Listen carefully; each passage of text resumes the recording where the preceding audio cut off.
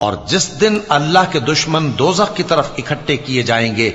پھر ان کی الگ الگ جماعتیں بنائی جائیں گی، یہاں تک کہ جب دوزخ کے پاس پہنچ جائیں گے تو ان کے کان اور آنکھیں اور کھالیں یعنی دوسرے اعضاء ان کے خلاف ان کے اعمال کی شہادت دیں گے، اور وہ اپنی کھالوں یعنی اعضاء سے کہیں گے کہ تم نے ہمارے خلاف کیوں شہادت دی؟ وہ کہیں گی کہ جس اللہ نے سب چیزوں کو نطق بخشا اسی نے ہم کو بھی گویائی دی، اور اسی نے تم کو پہلی بار پیدا کیا تھا اور اسی کی طرف تم لوٹائے جا رہے ہو، اور تم اس بات کے خوف سے تو پردہ نہیں کرتے تھے کہ تمہارے کان اور تمہاری آنکھیں اور کھالیں تمہارے خلاف شہادت دیں گی،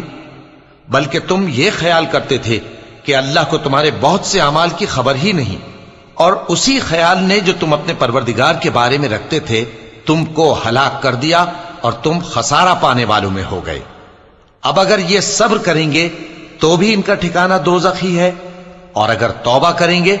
تو ان کی توبہ قبول نہیں کی جائے گی۔ اور ہم نے ان کے ایسے ساتھی بنائے جنہوں نے ان کے اگلے اور پچھلے اعمال ان کو عمدہ کر دکھائے تھے،